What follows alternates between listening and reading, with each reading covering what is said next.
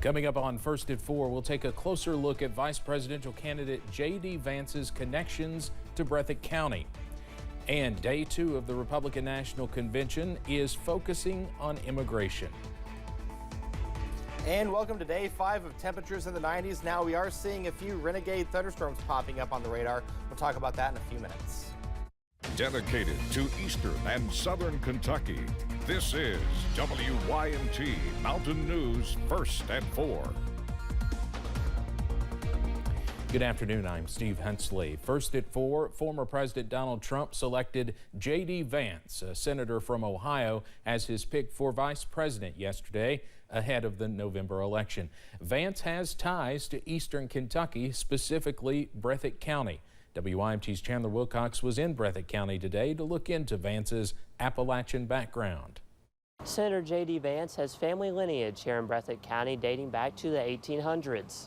While growing up in Ohio, Vance reportedly spent many summers at his grandmother's home in Breathitt County. Breathitt County Library Director Stephen Bowling says Vance still visits and owns property in the area.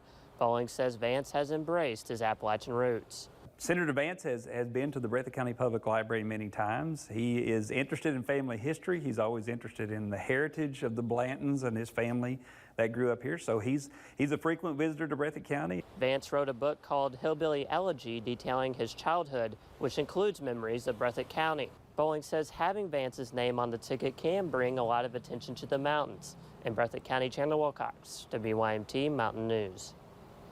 And coming up tonight at 6, we'll take a closer look at Vance's background and the possible impact of him being on the ticket. Although J.D. Vance might be running with former President Donald Trump in November, there was a ticket that Vance said he would not vote for. That was the 2016 ticket with Donald Trump.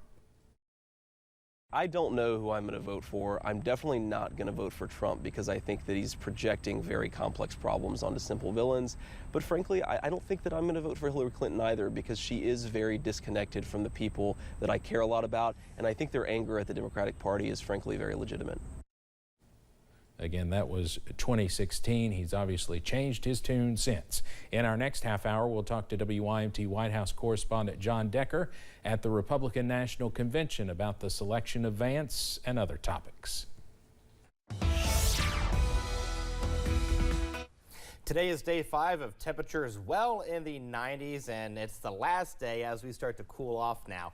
Live pinpoint Doppler radar showing a little bit of thunderstorm activity. We'll go ahead and pinpoint a couple of locations just to the west of Louisa towards the Blaine, Eisenville, as well as the Willard area, seeing some heavy rain, even some lightning being picked up with this cell here. We'll go ahead and move the map over towards the Stanton area, just to the southwest of Frenchburg, across portions of Highway 60, seeing some heavy rain. No lightning is being picked up with this cell at this time, and you can see over the past several hours how it just kind of started to get its act together. So we're going to keep that rain and thunderstorm chance in the forecast for the next several hours. Outside, though, in Hazard, we're seeing a mixture of sun and clouds. Temperatures in the 80s and 90s, 94 in Prestonsburg, 93 Hazard, 92 in London, 91 in Williamsburg, 89 in Monticello. The good news is the heat advisory that was off towards the west looks like it has been allowed to expire a little bit early. When you wake up in the morning, we'll see temperatures in the 60s and 70s, upper 60s towards Hazard as well as Manchester, 70s towards Jackson as well as Irvin. Much cooler air is in the forecast, and we'll talk about that in the First Alert forecast in a few minutes. Steve. All right, Eric, thank you. Senator Bob Menendez has been convicted of all charges at his corruption trial. That includes accepting bribes of gold and cash from 3 New Jersey businessmen and acting as a foreign agent for the Egyptian government. 2 co-defendants also were found guilty. Prosecutors said the Democrat abused his power to protect allies from criminal investigations and enrich associates, including his wife. Menendez says he will appeal. Some in his own party are now calling for his resignation or to be expelled if he doesn't quit. The Democratic National Committee is reportedly moving quickly to confirm President Biden as the party's presidential nominee. That's according to a report in the New York Times, which cites 4 high-ranking anonymous sources. According to the Times, the confirmation would come weeks before the Democratic National Convention in mid-August. The move comes as Democrats are divided on whether President Biden should run again in the wake of his poorly received debate performance. Day 2 of the Republican National Convention gets underway tonight with many delegates saying they feel more united than ever behind former President Donald Trump. CBS's Natalie Brand is in Milwaukee, Wisconsin with that story and what you can expect to hear tonight from the surprising list of speakers. Former President Trump's new running mate did a walkthrough on the convention floor this afternoon ahead of his big speech Wednesday night. Donald J. Trump.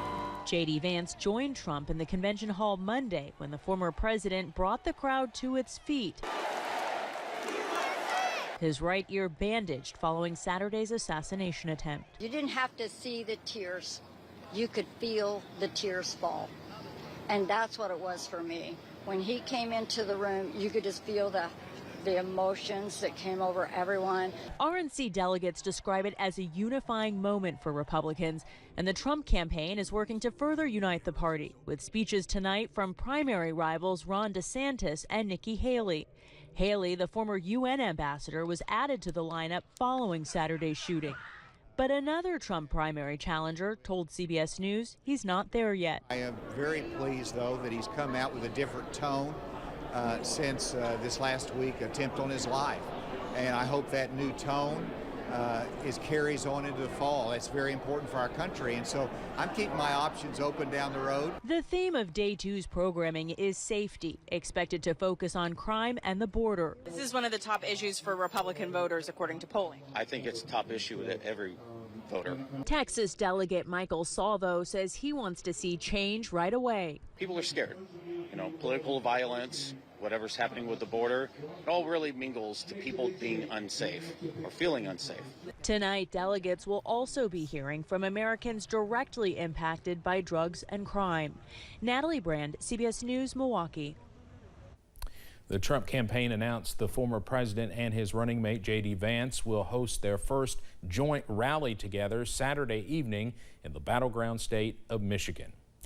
Convicted Trump aide Peter Navarro is expected to speak at the Republican National Convention after his release from prison tomorrow.